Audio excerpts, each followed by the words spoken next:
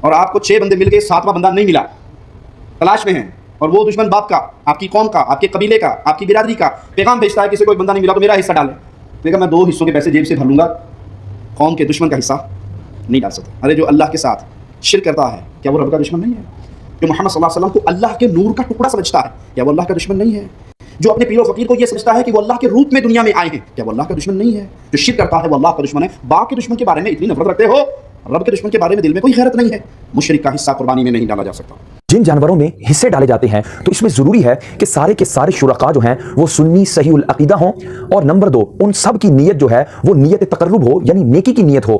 ایسا نہ ہو کہ وہ گوشت کے لیے جو ہے وہ قربانی کے اندر حصہ ڈال رہے ہوں۔ اگر کسی نے گوشت کے لیے ڈالا کہ میں قربانی تو ویسے کر رہا ہوں اور یہ جو حصہ میں ڈال رہا ہوں وہ میں گوشت حاصل کرنے کے لیے ڈال رہا ہوں، اگر اس نیت سے ڈالا تو کسی کی بھی قربانی نہیں ہوگی۔ اور اسی طرح اگر کوئی شخص بد مذہب ہے کہ اس کے کفریہ عقائد ہیں کہ رسول اللہ کے بارے میں وہ برے عقائد رکھتا ہے، اللہ عز و جل کے متعلق برے عقائد رکھتا ہے، کفریہ عقائد رکھتا ہے، تو اگر ایسا شخص حصوں میں شریک ہو گیا، 6 سنی صحیح العقیدہ ہیں اور ایک جو ہے وہ شخص بد مذہب ہے اور اس کی بد مذہبیت جو ہے وہ حد کفر تک ہے، تو اب کسی کی بھی قربانی نہیں ہوگی۔ اسی طرح حصے میں کسی کافر کو، عیسائی کو، یہودی کو جو ہے وہ شریک کر لیا تو اب ان میں سے کسی کی بھی قربانی نہیں ہوگی۔ قربانی میں نہ وہابی ہو، نہ دیوبندی ہو، نہ شیعہ ہو، ہم کٹر سنی ہیں، سنیوں کو ہی شامل کیا جائے۔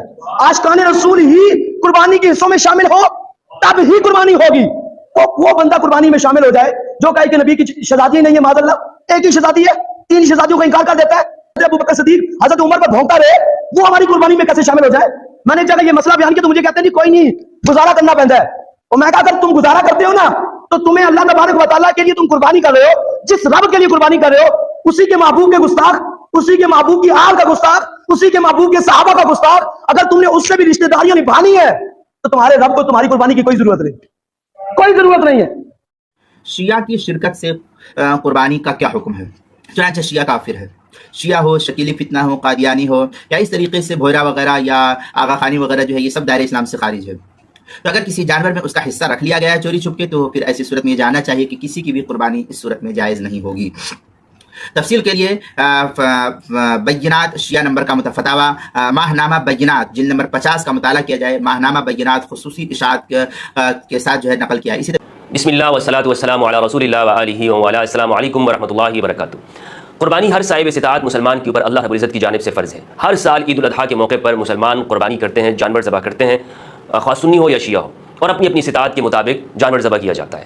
جب بھی اس طرح کے ایام آتے ہیں تو بجائے اس کے کہ یہاں پر لوگ دین سیکھیں، فہم اور تدبر حاصل کریں، فرقہ وارانہ مسائل شروع ہو جاتے ہیں۔ اب اسی طرح قربانی کے دنوں کو لے لیں، ایسے فتوے دیے گئے ہیں کہ مسلمانوں کے درمیان میں تقسیم پیدا کرنے کا باعث ہے۔ مثال کے طور پر آپ گوگل کے اوپر سرچ کریں، آپ اردو میں لکھیں شیعہ کے ساتھ قربانی کرنا تو بنوری ٹاؤن کا فتویٰ آپ کے سامنے آ جائے گا، جامعہ رشید کا آ جائے گا، جامعہ عثمانیہ پشاور کا آ جائے گا۔ اب ان فتووں کو اگر آپ پڑھتے ہیں تو جو لوگ ان فتووں پر عمل کرنے والے ہیں تو وہ کبھی بھی یہ برداشت نہیں کریں گے کہ ان کی قربانی کے جانور کے اندر کسی شیعہ کا حصہ آ جائے۔ مثلا ان دنوں میں یہ بھی سوال ہوتا ہے کہ اب قربانی کی جو کھال ہے جانور کی وہ ہم کس کو دیں؟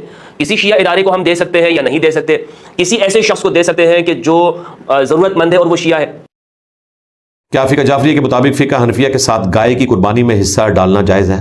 آپ فقہ جعفریہ کو رو رہے ہیں، بھائی فقہ حنفیہ میں بھی حنفیہ دیوبندیہ اور حنفیہ بریلویہ کسی ایسی گائے میں شامل نہیں ہو سکتے کہ جو ان میں کامن ہو، یعنی گائے بھی جو ہے وہ حنفی دیوبندی یا حنفی بریلوی ہونی ضروری ہے۔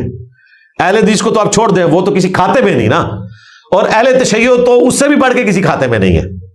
ظاہر ہے کہ مطلب اعلیٰ حضرت نے وہابیوں کے بارے میں لکھا ہے اسام الارمین میں کہ یہ شیطان لعین ابلیس کے پیروکار ہیں، جس طرح کہ روافض شیطان اطاق کے پیروکار ہیں۔ تو وہ تو سارے ایک دوسرے کو ایسے ہی سمجھتے ہیں۔ رہا ہمارا معاملہ تو ہمارے نزدیک یہ تمام اہل قبلہ، اہل کلمہ، ختم نبوت کے ماننے والے لوگ مسلمان ہیں، اور ان کے پیچھے نماز پڑھنا بھی درست ہے۔ ایک گائے میں یہ شریک ہو جائیں تو کسی کی قربانی ضائع نہیں ہوگی۔ البتہ جو شرعی حکم اس اعتبار سے موجود ہے کہ گائے کے اندر یا اونٹ کے اندر وہی لوگ شامل ہوں گے کہ جن کی نیت قربانی کی ہوگی۔ اگر ان میں کوئی ایسا بندہ شامل ہوا ہے جو قربانی کی نیت نہیں رکھتا، صرف گوشت لینے کی نیت رکھتا ہے، تو باقیوں کی قربانی بھی خراب ہو جائے گی۔ اس صورت میں جب باقیوں کو پتہ چلے گا، ان کو نہیں پتہ چلا تو کوئی مسئلہ نہیں ہے، امام مسجد نے بغیر وضو کے نماز پڑھا دی، آپ کی نماز ہو گئی۔ اچھا، اسی طریقے سے اگر کوئی عقیقے کے 2 حصے رکھ لیتا ہے کسی گائے میں تو بھائی باقیوں کی بھی گائے گئی، کیونکہ یہ فقہ حنفی نے اجتہاد کیا ہے۔ حالانکہ واضح موجود تھا بخاری میں کہ عقیقے میں آپ نے خون بہانا ہے، جانور ذبح کرنا ہے، اور ابو داؤد ترمذی میں موجود ہے لڑکے کی طرف سے 2 بکرے، لڑکی کی طرف سے 1 بکرا، اور نبی اسلام نے فرمایا کہ اس میں یہ بھی قید نہیں، بکرا بھی کر سکتے ہو اور بکری بھی کر سکتے ہو، پوری جان دینی ہے جان کے بدلے، کیونکہ بخاری کے الفاظ ہیں کہ بچے کی جان گروی ہوتی ہے عقیقے کے عوض۔ اب قربانی کے 7 حصوں میں گائے میں 2 حصے رکھنا عقیقے کے اور 5 رکھنا قربانی کے، تو وہ 5 قربانی والے بھی گئے، ٹھیک ہے، یہ ذہن میں رکھیے گا۔ یہ انہوں نے خام خواہ اجتہاد کیا اور باقیوں کو مصیبت میں ڈال دیتے ہیں، تو ایسی حرکت کوئی نہ کریں۔ البتہ جو آپس میں عقیدوں کا اختلاف ہے اس سے فرق نہیں پڑتا، اور اب تو اتنی ٹالرنس آ گئی، اب تو لوگ پوچھتے ہی نہیں ہیں، شکر کرتے ہیں علماء کہ ان کے پاس کوئی حصہ ڈالنے کے لیے آیا ہے، اب تو وہ فرقہ وغیرہ بھی نہیں پوچھتے، بہت غالی ہوں تو الگ بات ہے۔ منافق کہتے ہیں یہ ظاہر ہے، جب اعلیٰ حضرت نے آپ کو یہ بتانا ہے احکام شریعت کے اندر کہ وہابیہ ہوں یعنی کہ دیوبندی اور اہل حدیث، خواہ شیعہ ہوں خواہ قادیانی ہوں یعنی قادیانی کافروں کو ان کے ساتھ ذکر کیا، یا نیچری ہوں نیچر کے ماننے والے سر سید احمد خان کے، یہ سب کے سب لوگ 1,00,000 دفعہ بھی اللہ کا نام لے کر ذبیحہ کریں، ذبیحہ مردار ہی رہے گا، البتہ یہود و نصارہ کا ذبیحہ حلال ہے۔ یعنی اعلیٰ حضرت کے نزدیک یہود و نصارہ بہتر ہیں وہابیوں سے۔ ہائے، کہتے ہیں انجینئر صاحب کہتے ہیں جی قادیانی جو ہے نا وہ یہود و نصارہ سے بہتر ہے تو کافر ہیں، تو انجینئر صاحب یہ آپ کیا کر رہے ہیں؟ او بھائی، ہمارے اعلیٰ حضرت نے تو قادیانیوں کے ساتھ آپ کو شامل کیا ہوا ہے اور یہود و نصارہ کو آپ سے بہتر کہا ہوا ہے۔ لو سامو، میرے نبی سا ہے ہی کوئی نہیں، تیرے بابے تھے شاہ ہی کوئی نہیں، میرے اعلیٰ حضرت سا ہے ہی کوئی نہیں، ساری نظر آتی کونسل تھے شاہ ہی کوئی نہیں، سارے وابی تھے شاہ ہی کوئی نہیں۔ لو سامو، یہ میں چونی ہے تو تاں وڈنا وا تاکہ تمہیں پتہ چلے کہ تہاڈے نال کتنا بڑا کام پیا ہوا ہے۔ پھر فتاوی رضویہ میں اعلیٰ حضرت نے کہا کہ وہابی جو ہیں یہ یہودیوں اور ہندوؤں سے بھی بدتر ہیں۔ لو سامو، یعنی صرف اہل کتاب تک بات نہیں کی، انہوں نے کہا یہ بت پرست جو ہندو ہیں نا ان سے بھی بدتر ہیں وہابی لوگ۔ اس کے پیچھے تو اب کوئی گنجائش ہی باقی نہیں رہی ہے، جب ہندوؤں سے بھی گئے گزرے ہیں وہابی تو پھر آپ وہابی خود ہی فیصلہ کر سکتے ہیں کہ نظر آتی کونسل میں بیٹھے ہوئے وہابی میرے خلاف کیا فتویٰ دیں گے جو خود ہندوؤں سے بدتر ہیں۔ میرے اعلیٰ حضرت نے آپ کو ہندوؤں سے بدتر کہا ہے۔ احکام شریعت میں کہا کہ یہ سارے کے سارے لوگ 1,00,000 دفعہ بھی اللہ کا نام لیں گے، مردار رہے گا ذبیحہ، البتہ یہود و نصارہ کا ذبیحہ حلال ہے، اور یہ سب کے سب مرتد ہیں یعنی واجب القتل قرار دیا ہوا ہے وہابیوں کو۔ اور ملفوظات اعلیٰ حضرت جس کے شروع کے حصے ان کے اپنے بیٹے نے اعلیٰ حضرت کو پڑھ کے سنائے میں ہے، اور یہ اسی حصے میں ہے، کوئی یہ بھی نہیں کہہ سکتا کہ اعلیٰ حضرت کے بعد کسی نے لکھ دیا۔ ان کا جو بیٹا ہے مصطفیٰ رضا خان نوری، مفتی اعظم ہند جسے یہ کہتے ہیں، جس کی نعت ہے تو شمع رسالت ہے عالم تیرا پروانہ، اس نے اپنے ابا جان کے سامنے یہ شروع کے حصے ملفوظات کے پڑھے ہوئے ہیں، اس میں یہ موجود ہے۔ پوچھا گیا اعلیٰ حضرت سے کہ وہابیوں کے پیچھے نماز پڑھ سکتے ہیں؟ انہوں نے کہا کہ وہابیوں کی نہ نماز ہے نہ جماعت ہے، یعنی ان کی تو نماز ہوتی ہی نہیں ہے، نماز ہی نہیں ہے، وہ اٹھک بیٹھک ہے۔ پھر پوچھا گیا ان کی مساجد میں پڑھ سکتے ہیں؟ تو کہا کہ کفار کی مساجد عام گھر کی طرح، جیسے گھر میں مجبوراً نماز ہو جاتی ہے نا، ان کافروں کی مسجد میں بھی ہو جاتی ہے۔ یہاں پہ اعلیٰ حضرت ٹھوکر کھا گئے۔ نماز کے معاملے میں انہوں نے صحیح جواب دیا کہ یہ تو اٹھک بیٹھک ہے، نماز ہے ہی نہیں ہے۔ یہاں بھی ان کو کہنا چاہیے تھا ان کی تو مسجد ہے ہی نہیں ہے، ان کی تو عبادت گاہیں ہیں، یا قادیانی والا نام دے دیتے بیت الحمد ہیں۔ یہاں اعلیٰ حضرت سے ہمیں اختلاف ہے، اعلیٰ حضرت سے غلطی ہوئی ہے، ان کو کہنا چاہیے تھا کہ کفار کی عبادت گاہیں مثل گھر کے ہیں، کفار کی مساجد نہیں، ان کی تو مسجدیں نہیں ہوتی ہیں۔ اور پھر پوچھا گیا کہ ان کی اذان، ان کا اذان کا کیا احترام ہے، سوائے اس کے کہ آپ اللہ کے نام پر عز و جل کہیں اور محمد کے نام پہ صلی اللہ علیہ وآلہ وسلم کہہ لیں، اس سے زیادہ کوئی اذان کا احترام نہیں ہے۔ اور پھر ہمارے بابا جی نے تو زبان بھی بند کر دی، قلم بھی توڑ دیا کہ چھڑ دو وہابیاں دی اذان ہے دا کہ احترام ہے، تے سورہ نے سور نے کہنا انہاں بڑے دا اخلاص منگو تو بڑے بڑے لوگ ہم گداواں نو خیر پا ہی دیں گے۔ چلو جی چلیے، او بھابیاں دی اذان اے دا کیڑا دے اے تے سور دے سور چلو چلیے۔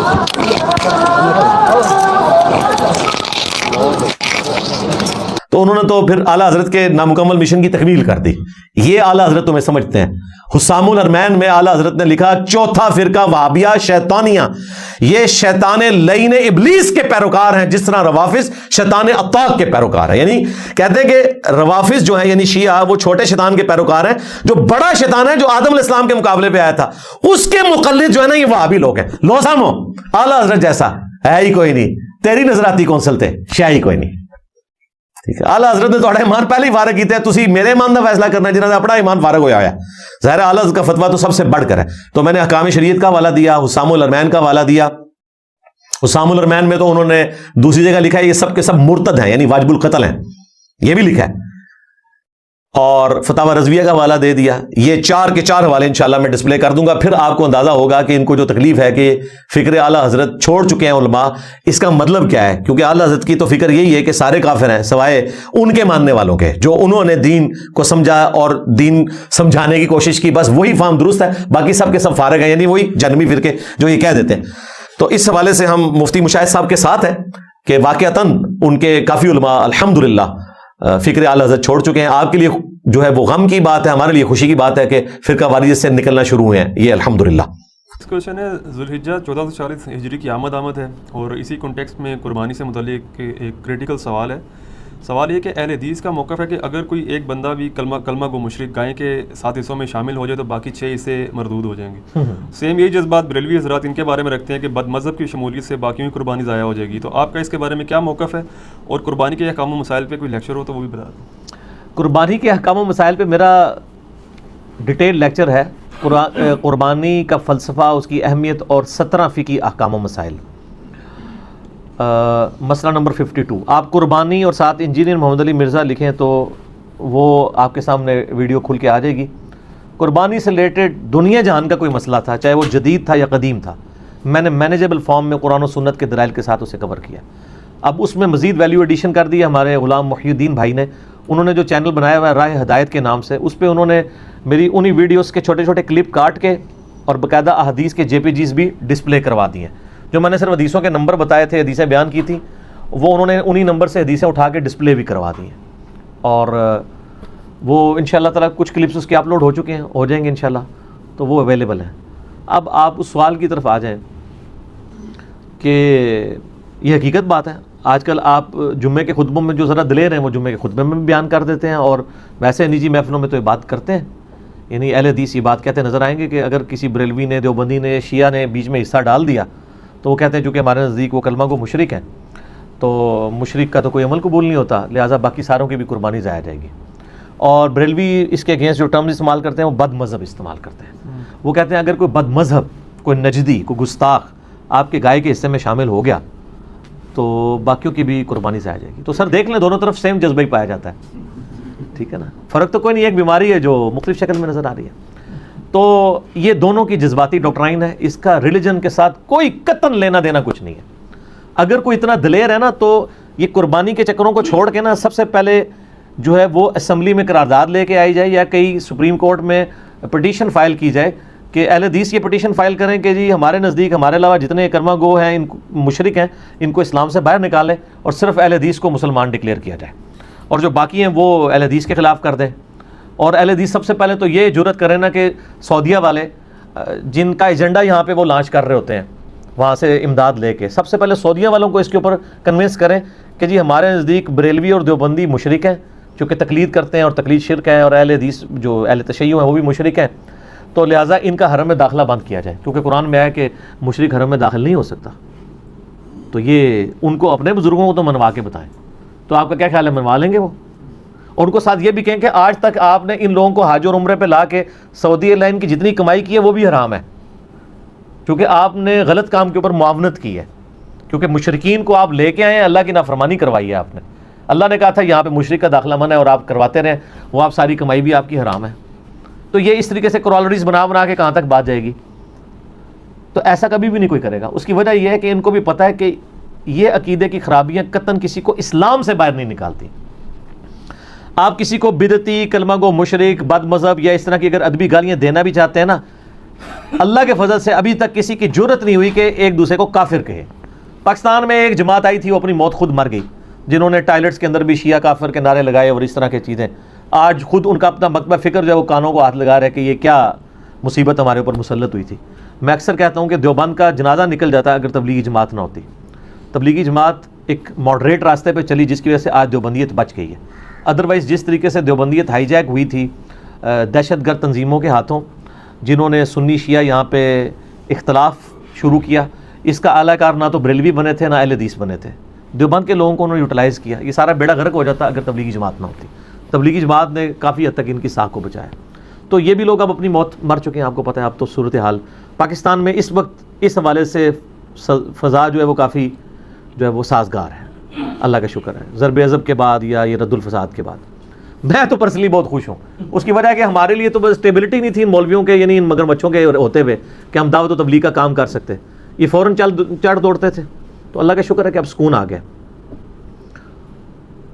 رہا یہ والا مسئلہ، تو اس میں آپ کو صحابہ کرام علیہم رضوان کا ایٹیچیوڈ آپ کے سامنے رکھ دیتا ہوں، آپ خود فیصلہ کر لیں کہ یہ لوگ اگر صحابہ کرام کے دور میں ہوتے تو صحابہ کرام ان کے ساتھ کیا سلوک کرتے، جو ایک دوسرے کے اوپر اس طریقے سے فتوے لگا کے علمی اختلاف کو اس نہج کے اوپر لے کے جا رہے ہیں۔ وہ کہہ رہے ہیں قربانی میں حصہ ڈالا تو باقیوں کی قربانی ضائع جائے گی، یہ وہ کیوں کہہ رہے ہوتے ہیں؟ اس لیے کہ ان کو کافر سمجھ رہے ہیں۔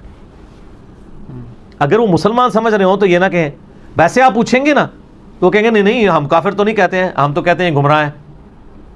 تو میں نے اس کے اوپر کہا نہ، ایسے نہیں، آپ یہ لکھو کہ ہمارے علاوہ جتنے فرقے ہیں نا گمراہ ہیں، بد مذہب ہیں، بدعتی ہیں، گستاخ ہیں، سب کچھ ہیں، لیکن ہمارے مسلمان بھائی ہیں، دوزخ میں جائیں گے، ایک نہ ایک دن عذاب بھگت کے اللہ تعالیٰ ان کو جنت میں لے ہی جائے گا، چونکہ کلمہ تو انہوں نے پڑھا ہوا ہے۔ یہ کوئی اہل حدیث عالم آپ کو بریلوی دیوبندی شیعہ کے بارے میں نہیں لکھ کے دے گا، کوئی بریلوی عالم ریناؤنڈ ایمی کاغذی قسم کا بریلوی عالم نہیں یہ بات آپ کو شیعہ اہل حدیث اور دیوبند کے بارے میں نہیں لکھ کے دے گا، اور کوئی دیوبندی آپ کو شیعہ بریلوی اہل حدیث کے بارے میں لکھ کے دینے کے لیے تیار نہیں ہوگا۔ اگر آپ کہیں جی میں طارق جمیل صاحب سے جا کے لکھوا کے لے آتا ہوں، تو سر طارق جمیل صاحب حفظہ اللہ تعالیٰ تو خود ان کے ڈسے ہوئے ہیں، ان کو آپ دیوبندیت کے پلیٹ فارم پہ لگانا تو زیادتی والی بات ہے۔ وہ تو خود دیوبندیوں نے، آپ کو پتہ ہے سوشل میڈیا کے اوپر ان کے خلاف کس طرح کمپین چلائی ہوئی ہے، تو وہ ان کو ریناؤنڈ عالم کے طور پر یعنی مانتے ہی نہیں ہیں، ان کا کہنا نہ کہنا تو برابر ہے، ریناؤنڈ عالم کوئی بھی نہیں لکھ کے دے گا۔ تو یہ اندر خانے تکفیر کر رہے ہیں، وہ منافقت کی انتہا ہے، کافر کہہ بھی نہیں رہے لیکن مان رہے ہیں۔ ہم تو ڈنکے کی چوٹ پہ کہہ رہے ہیں نا کہ ان کے نظریات گمراہ کن ہے، لیکن ہمارے مسلمان بھائی ہیں، ہم ان کے پیچھے نمازیں بھی پڑھتے ہیں، ان کو چندے بھی دیتے ہیں۔ یہ بھی جڑے بنے نا، یہ بات کریں نا کہ ہمارے نزدیک کافر ہے، نہ ہم ان کو چندہ دیں گے، نہ نماز پڑھیں گے، نہ قربانی میں حصہ ڈالیں گے، کافر کا لفظ نہیں بولتے ہیں، اپنی پبلک کو یہ کہانیاں کرواتے رہتے ہیں۔ اور انہی علماء کے پاس جب آپ جا کے چندہ، انہوں نے کبھی کسی چندہ باکس کے بعد لکھا ہے کہ یہاں دوسرے فرقے کا بندہ پیسے نہیں ڈال سکتا مسجد میں؟ لکھنا چاہیے نا۔ یا آپ چٹ کٹوانے کے لیے جاتے ہیں تو آپ سے پوچھتے ہیں آپ کا مسئلہ کون سا ہے، چیک کرنا ہے، آپ 10 لاکھ روپے لے کے چلے جائیں، ساروں کی توحید اور عشق رسول باہر آ جائے گا۔ ساڑھے کو تو فیصلہ نہیں ہے گلا دینا، کیوں؟ کیونکہ نہ میں وہابی نہ میں بابی، میں ہوں مسلم علمی کتابی۔ تو یہ ایسا ہی ہوگا، ان کا سارا عشق باہر آ جائے گا، ان کی ساری توحید باہر آ جائے گی۔ صحابہ کرام علیہ رضوان کا ایٹیچیوڈ میں آپ کو بتاتا ہوں، صحیح بخاری میں سیدنا عثمان ابن عفان رضی اللہ تعالیٰ عنہ علیہ السلام خلیفہ ثالث کا فتویٰ موجود ہے، 695 نمبر ہے انٹرنیشنل نمبر کے مطابق صحیح بخاری میں، کہ ان کے پاس کچھ اصحاب آتے ہیں، جب ان کو باغیوں نے محصور کر دیا ان کے گھر میں اور مسجد نبوی تک پہنچنے پہ پابندی لگا دی، مسجد نبوی پہ انہوں نے قبضہ کر لیا، اپنا امام وہاں پہ کھڑا کر دیا، تو لوگوں نے آ کے عرض کیا کہ اے امیر المومنین، ہمارے امام تو آپ ہیں، یعنی آپ ہمارے پولیٹیکل امام بھی ہیں اور مسجد کے امام بھی ہیں۔ یہ تو آج کل ہوتا ہے نا کہ امام مسجد لادا ہوتا ہے اور وہ لیڈر لادا ہوتا ہے، جبکہ مسجد کے اوپر فتنوں کے امام کا قبضہ ہے اور وہ ہمیں نمازیں پڑھاتا ہے، ہمیں خدشہ ہے کہ ہم اس کے پیچھے نماز پڑھ کے گنہگار ہی نہ ہو جائیں۔ تو سیدنا عثمان جو سب سے زیادہ افیکٹو تھے اس کی وجہ سے، محصور وہ ہوئے تھے، ٹھیک ہے جی، تکلیف وہ گزار رہے تھے، تو ان کو تو فوراً غصہ نکالنا نہیں تھا، ہاں جی بالکل نماز نہ پڑھو نہ پیچھے۔ تو انہوں نے کہا نماز ہی مسلمانوں میں ایک نیکی کا کام ہے، نیکی کے کاموں میں ان کا ساتھ دو اور برائی میں ان سے الگ رہو۔ یعنی سب سے زیادہ جس شخص کی خلافت سٹیک پہ لگی ہے، جس کی آپ سمجھ لیں جو ہے وہ عزت سٹیک کے اوپر لگی ہوئی ہے، جان سٹیک کے اوپر لگی ہے، وہ گڑ جیسر دے رہا ہے کہ یہ ہے میرے مخالف ہیں لیکن مسلمان ہے، ٹھیک ہے وہ خلیفہ راشد کے خلاف بغاوت کر کے بدعتی ہوئے ہیں لیکن نماز ہوگی ان کے پیچھے۔ آپ لوگ ہوتے تو آپ حضرت عثمان سے اختلاف کرتے کہ سر آپ یہ کہ نہ نماز ہوگی اور نہ آندہ قربانی میں ان کا حصہ ڈالا جائے بیچ میں، یہی کہنا تھا نا آپ نے۔ اچھا، امام بخاری نے اس میں باب پتہ کیا باندھا ہے؟ باغی اور بدعتی کے پیچھے نماز پڑھنے کا حکم، یعنی امام بخاری نے رزلٹ نکالا ہے کہ باغی اور بدعتی کے پیچھے نماز ہو جائے گی، ٹھیک ہے۔ اور یہاں آپ کو کہتے ہیں بد مذہب کا حصہ نہ ڈالیں، وہ کہتا ہے جی کلمہ کو مشرک کا حصہ نہ ڈالیں، یہ صحابہ کرام کا ایٹیچیوڈ ہے۔ اس سے سٹیپ آگے چلے جائیں، سیدنا عبداللہ بن عمر رضی اللہ تعالیٰ عنہ کے بارے میں سنن کبریٰ البیہقی میں موجود ہے صحیح سند کے ساتھ، انٹرنیشنل نمبر کے مطابق 5088 اثر ہے کہ عبداللہ بن عمر کہا کرتے تھے جب تک خوارج کی مساجد سے حی علی الصلاح حی علی الفلاح کی آواز آئے گی، ہم ان کی اذان کا بھی جواب دیں گے، یعنی اذان کا جواب صرف جواب دینا نہیں، یعنی ان کے پیچھے نماز بھی پڑھیں گے، اور ان کے سلام کا بھی جواب دیں گے، لیکن جب یہ ہمیں کہیں گے کہ ہم اپنے مسلمان بھائیوں کو قتل کریں تو ہم ان سے الگ ہو جائیں گے۔ خوارج وہ ہیں جن کے بارے میں بخاری اور مسلم میں درجنوں احادیث ہیں کہ وہ دین سے نکل جائیں گے، جیسا کہ تیر شکار سے آر پار ہوتا ہے اور اس کے اوپر خون کا اثر بھی نہ رہے، ایسا تیر، اس طرح خوارج اسلام میں سے داخل ہو کے نکل جائیں گے۔ لیکن صحابہ کرام نے نبی علیہ السلام کے واضح فرامین کی بھی تعویل کی، خوارج کو کافر نہیں کہا۔ نکلنے سے مراد انہوں نے کہا کہ امت کی مین سٹریم کو چھوڑ کے وہ الگ ہوئے، چونکہ وہ اللہ کو مان رہے ہیں، رسول کو مان رہے ہیں، آخرت کو مان رہے ہیں، ہمارے قبلے کی طرف منہ کر کے نماز پڑھ رہے ہیں، اسی قرآن کو مان رہے ہیں، یہ ساری چیزیں وہ دیکھتے ہوئے صحابہ کی یہ جرت نہیں ہوئی کہ وہ خوارج کو کافر کہیں، حالانکہ ان کے پاس دلیل موجود تھی، نبی علیہ السلام کی حدیث، اور اس سے بھی بڑھ کر جو صحیح مسلم کے اندر حدیث ہے، جو کسی مسلمان کو کافر کہے تو کفر اس کی طرف لوٹ آئے گا اگر وہ کافر نہ ہوا۔ خوارج تو اعلانیہ طور پر صحابہ کو کافر کہتے تھے، اس کے باوجود صحابہ کرام اس کو دلیل تو بنا سکتے تھے نا کہ چونکہ ہمیں کافر کہتے ہیں اور ہم تو ہیں صحابہ، لہذا یہ کافر ہو گئے۔ تو آپ 1400 سال بعد جن باتوں کے اوپر جھگڑ رہے ہیں، صحابہ کرام کی عصمت کے نام کے اوپر آپ مسلمانوں کا قتل عام کر رہے ہیں، لوگوں کے اوپر کفر و شرک کے فتوے لگا رہے ہیں، وہ صحابہ جب زندہ تھے ان کے منہ کے اوپر جن لوگوں نے ان کو کافر کہا نا، صحابہ نے تو ان کو بھی کافر نہیں کہا۔ تو آج اگر صحابہ کے بارے میں کوئی بد زبانی کرتا ہے تو آپ اس بنیاد پہ ان پہ کفر کا فتویٰ لگائیں گے؟ نہیں، آپ ان کی اصلاح کی کوشش کریں گے۔ کفر نام ہے اللہ، رسول، آخرت، قرآن کے انکار کا۔ جب آپ کسی کو اسلام میں داخل کرتے ہیں تو کیا اسے لا الہ الا اللہ محمد رسول اللہ کے ساتھ ابو بکر ولی اللہ، عمر ولی اللہ، عثمان ولی اللہ، علی ولی اللہ پڑھاتے ہیں؟ جن کے بارے میں مشہور ہے ان سے بھی پوچھ رہے ہیں، وہ بھی کہتے ہیں ہم نہیں پڑھاتے، یہ تمہارا نعرہ ہے۔ جیسے آپ کہتے ہیں خلافت راشدہ حق چار یار، ہم علی ولی اللہ کہتے ہیں، یہ ہمارے کلمے کا حصہ نہیں، نماز میں ان کا بھی کوئی نہیں پڑھا جاتا۔ تو اسلام میں داخل کرنے کے لیے جن چیزوں کا اقرار ضروری ہے نا، اسلام سے نکالنے کے لیے بھی انہی چیزوں کا انکار ضروری ہے۔ شخصیات کے انکار سے کوئی شخص اسلام سے باہر نہیں نکلتا، اللہ، رسول، آخرت، قرآن کے انکار کرنے سے، ان کی چیزوں کا انکار کرنے سے انسان اسلام سے باہر نکلتا ہے۔ لہٰذا یہ جتنے بھی مکاتب فکر ہیں اہل سنت کے، جتنے بھی مکاتب فکر ہیں، حنفی، شافعی، مالکی، حنبلی یا بریلوی، دیوبندی، اہل حدیث یا اہل تشیع میں بھی اثنا عشری ہوں، زیدیہ ہوں، یہ سب کے سب مسلمان ہیں۔ اپنی تمام تر گمراہیوں کے باوجود آپ ان سے علمی اختلاف رکھیں، ان کے پیچھے نمازیں پڑھیں، ان کے ساتھ نکاح والے معاملات کریں، اہل کتاب جتنا تو کم از کم ان کو درجہ دیں، اور یہ سارے معاملات لے کے چلیں۔ البتہ جو مسلمانوں نے اجماع کے ساتھ جن مکاتب فکر کو اسلام سے نکالا ہے، جیسا کہ اہل سنت میں سے ایک ٹوٹا ہوا گروہ ہے قادیانی، جو اپنے آپ کو احمدی کہتے ہیں، اور یہ مسلمانوں کو بھی چاہیے ان کو احمدی نہ کہا کریں، یہ احمدی نہیں ہے، یہ قادیانی ہے۔ تو ویسے بھی اس کا نام غلام احمد قادیانی تھا، احمد قادیانی تو نہیں تھا۔ اس کے ماں باپ نے تو اس کو نبی الاسلام کے غلام کے طور پہ رکھا تھا، وہ کیا پتا تھا کہ بعد میں یہ کیا چیز بن کے نکلے گی۔ تو قادیانی اہل سنت میں سے ٹوٹا ہوا ایک فرقہ ہے جس کی تکفیر پاکستان میں آئین کے اندر شامل ہو چکی ہے، یہ کافر ہے کیونکہ انہوں نے بہت بڑا اختلاف کیا۔ دوسرا اہل تشیع کا ایک آف شوٹ ہے، یہ تو سب کانٹیننٹ میں پائے جاتے ہیں، قادیانی، بریلوی، دیوبندی، اہل حدیث، شیعہ، یہاں کے انڈیا، پاکستان، بنگلہ دیش کے ان سے متاثرین ہیں۔ شام کے اندر ایک اہل تشیع کا گروہ ہے نصیریہ، جس کی اب کچھ یعنی یہاں پہ بھی ان کی شیطنت پھیلنا شروع ہو گئی ہے، جو سیدنا علی کے لیے الوہیت کلیم کرتے ہیں، علی اللہ کہتے ہیں، نعوذ باللہ، ائمہ اہل بیت کے نام لیتے ہیں تو حسین جل جلالہ، نعوذ باللہ۔ تو یہ سیدھے سیدھے کافر ہیں، ان کو تو شیعہ علماء نے خود کافر ڈکلیئر کیا ہے۔ تو یہ نصیریہ، یہ والے ایسے ہیں کہ جن کے بارے میں آپ یعنی وثوق سے یہ کہہ سکتے ہیں، باقی جو ہیں وہ مسلمان ہی ہیں۔ آپ مولویوں کے فتووں کو چھوڑیں، آپ خلیفہ راشد سیدنا عثمان ابن عفان رضی اللہ تعالیٰ عنہ علیہ السلام اور سیدنا عبداللہ ابن عمر رضی اللہ تعالیٰ عنہ علیہ السلام کے فتاویٰ کے اوپر چلیں، اور مولا علی کا بھی آپ فتویٰ لے لیں۔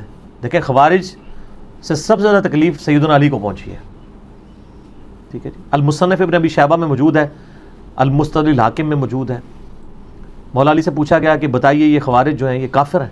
تو ان کا یہ کافر نہیں ہے، یہ کفر ہی سے تو بھاگے ہیں، انہوں نے یہ گمان کیا کہ میں کفر میں مبتلا ہوا ہوں تو اس لیے مجھے چھوڑ گئے، اپنے زوم میں انہوں نے سمجھا۔ تو پوچھا گیا یہ منافق ہے؟ انہوں نے کہا منافق تو نہیں ہے، قرآن تو کہتا ہے منافق تو بڑی اللہ کا کم ذکر کرتے ہیں، یہ تو بڑی لمبی نمازیں پڑھتے ہیں، اگر یہ منافق ہوتے۔ دیکھیں آپ لوگوں سے آپ کے مخالفین کے بارے میں پوچھا جائے تو تسی پڑھ کے رکھ چھڑ دو، یہ دنیا میں کون سا انسان ہے جو اپنے مخالفین کی جو خوبیاں بیان کر رہا ہے؟ یہ نبی علیہ السلام کی تربیت کا نتیجہ ہے، اور تکفیر کے آگے بند ہے، کہا مشرک بھی نہیں، کافر بھی نہیں، منافق بھی نہیں. پھر پوچھا کہ بتائیں یہ کون ہے؟ تو انہوں نے کہا یہ ایک جماعت ہے ایسی جس نے ہم سے بغاوت کیا، ہمارے بھائی تھے بھگوڑے ہو گئے.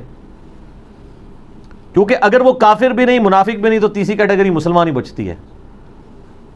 یعنی ہمارے دین اسلام میں جب ہم ڈسکشن کرتے ہیں، لوگوں کی کیٹاگرائزیشن کرتے ہیں، تو ہم کہتے ہیں یہ بندہ مسلمان ہوگا، مسلم یا مومن، یا بندہ منافق ہوگا، اور یا کافر ہوگا. تو مولا علی کہہ رہے ہیں وہ نہ کافر اور مشرک ہیں نہ منافق ہیں، تو مسلمان ہوئے. ہماری ایک قوم ہے جس نے ہمارے ساتھ بغاوت کی ہے. تو یہ 3 صحابہ کا آپ ایٹیٹیوڈ دیکھ لیں، ان 3 فرقوں کو اب آپ دیکھ لیں، بریلوی دیوبندی اہل حدیث کو، جو صحابہ کرام کے نام کے اوپر چندے کھا رہے ہیں، کہ ان کا ایٹیٹیوڈ وہی ہے. اور یہ مجھے پتا ہے یہ جمعے آج کل پڑھانے شروع ہو جاتے ہیں اس کے اوپر کہ جی کسی بد مذہب کا حصہ نہ ڈالیں، یہ نہ کریں، وہ نہ کریں. پھر جب انہوں نے آپ کی چمڑیاں اتارنی ہوتی ہیں کسی پولیٹیکل جماعت کو بنا کے، پھر یہ سارے ہاتھوں میں ہاتھ ڈال کے ایسے سٹیج کے اوپر چڑھے ہوتے ہیں کہ آگے جیسی سارے رل کے تھوڑے چندے لواں گے، تھوڑی چمڑیاں لواں گے. اور جیسے ہی اپنی اپنی مسجدوں میں جاتے ہیں پھر اختلاف کی باتیں شروع کر دیتے ہیں. وہ مجھے غامدی صاحب کی بات یاد آئی، ان کو ایک ٹی وی پروگرام میں بلایا گیا تو ان سے پوچھا گیا کہ فرقہ واریت کا حال کیا ہے. تو انہوں نے کہا فرقہ واریت کا حال یہ ہے کہ ہمارے علماء جو ٹی وی چینلز پہ بیٹھ کے میٹھی میٹھی باتیں کرتے ہیں نا، یہی میٹھی میٹھی باتیں جمعے کے خطبوں میں بھی شروع کر دیں تو فرقہ واریت ختم ہو جائے گی. ٹی وی پہ دیکھا کتنے پازیٹیو بنے ہوتے ہیں، دیکھ رہے ہیں اٹ کتے دا ویر ہے، یا کہہ لو کتے دا ویر ہے. ظاہر ہے وہ قرآن پاک میں دیکھیں نا، سورۃ الاعراف کی 175 نمبر آیت میں ہے نا کہ جو علماء سو ہیں وہ کتے کی مثال ہے. یہ قرآن کی مثال ہے. اور ابو داؤد میں حدیث ہے کہ میری امت میں 72 فرقے دوزخ میں جائیں گے، اور وہ اہل بدعت ایسے ہوں گے کہ جیسا ان کو باولا کتا کاٹ جائے اور اس کے حلق اس کے ایک ایک رگو ریشے میں پہنچ جائے. نبی علیہ السلام بھی کتا کہہ رہے ہیں. تو میں یہ کہتا ہوں کہ یہ باولا کتا کاٹنے سے جو مسلمانوں میں فرقے پیدا ہوں گے، یہ کوئی ہاکی کا پلیئر کتا کاٹا ہوگا، یا کوئی اسکواش کا پلیئر، یا کوئی کرکٹ کا پلیئر کاٹا ہوگا، یا کوئی پولیٹیشین کاٹا ہوگا، یا مولوی کاٹا ہوگا. مولوی کاٹے گا تو فرقہ بنتا ہے نا. تو نبی علیہ السلام نے بھی کتا کہا، قرآن میں بھی آیا. تو وہ میں واپس آتا ہوں ادھر کہ جب کتے کا ویر پڑتا ہے تو آپ دیکھتے ہیں کہ ٹی وی کے اوپر کس طرح پازیٹیولی ایک دوسرے کی بات سن رہے ہوتے ہیں، اختلاف بھی کرتے ہیں، اور پھر وہ کہتے ہیں نہیں میں ان کی بڑی عزت کرتا ہوں. یہ عزت وہ ٹی وی پہ پیسے کمانے کے لیے ہوتی ہے، ذرا پیسے لے کے آئے ہوتے ہیں ادھر. یہی لوگ جب آپ ادھر جاتے ہیں اور آپ دیکھ رہے ہیں کہ یہ لوگ، جو میں اب نام لیے بغیر کہتا ہوں، کہ یہ لوگ اپنے کلپس ریکارڈ کراتے ہیں کہ جی فلاں جو ہے وہ گمراہ ہے، ان کے پیچھے نماز نہیں ہوتی. جب رمضان کی نشریات آتی ہے تو وہی مولوی آپ کو انہی کے پیچھے کھڑے ہو کے نماز پڑھتا ہوا نظر آتا ہے. تو سر پھر ان کا قبلہ اور کعبہ تو پھر پیسہ ہے نا. اگر یہ اتنے سخت ہیں اس معاملے میں تو پھر قائم رہے نا ٹی وی چینل پہ. میں اگر آگے پڑھتا ہوں تو میں تو ویسے ہی قائل ہوں، میں ابھی بھی پڑھ رہا ہوں.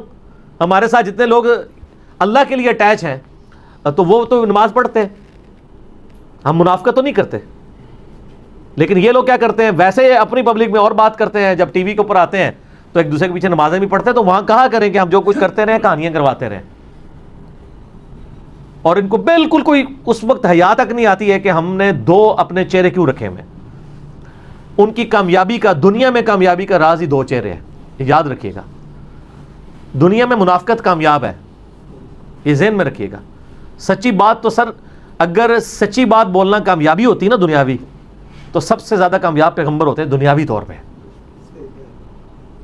جبکہ آپ ذرا تاریخ انسانی میں صرف نبی علیہ السلام کو یا 1-2 پیغمبروں کو تو آپ چھوڑ دیں، باقی سب کے سب آپ کو دنیاوی طور پہ ناکام پرسنالٹیز نظر آئیں گے. لیکن چونکہ اللہ کے ہاں یہ ناکامی کا معیار نہیں ہے، اللہ تو کوالٹی کو دیکھتا ہے، کوانٹٹی کو نہیں دیکھتا. ورنہ عیسیٰ علیہ السلام کو 12 واری اپنی زندگی میں ملے ہیں صرف، اور اللہ تعالیٰ نے بھی عیسیٰ علیہ السلام کی جان بچا کے انہیں اٹھایا زندہ اوپر، ورنہ یہودی ان کو مارنے لگے تھے. نوح علیہ السلام پہ 950 سال بعد بھی 78 لوگ ہی مسلمان ہوئے ہیں. لوط علیہ السلام کی 2 بیٹیاں مسلمان ہوئی ہیں.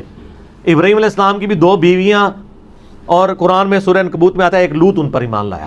2 بیٹیاں تھیں اور چند بچے تھے. اور اللہ تعالیٰ قرآن پاک میں بار بار ابراہیم علیہ السلام کا ذکر کر رہا ہے. بھائی ابراہیم علیہ السلام نے کون سا ورلڈ کپ جیتا ہے؟ کتنے کروڑوں لوگوں کو کلمہ پڑھایا ہے؟ درجنوں بھی نہیں انہوں نے کلمہ پڑھاؤ. لیکن اللہ کے نزدیک کوانٹٹی اتھارٹی نہیں ہے، کوالٹی ہے. اس لیے اللہ تعالیٰ پھر ہمیں کہتے ہیں آپ ملت ابراہیم کی پیروی کرو.